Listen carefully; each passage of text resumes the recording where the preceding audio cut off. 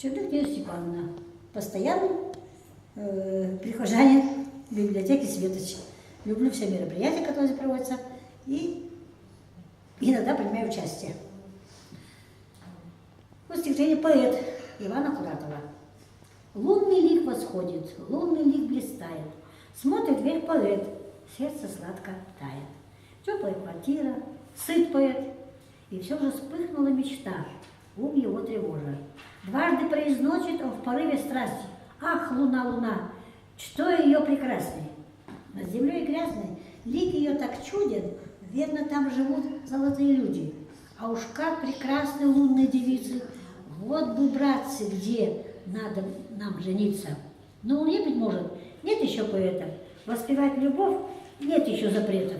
На луну бы взвиться мне прыжком могучим, сразу стал бы там я поэтом лучшим.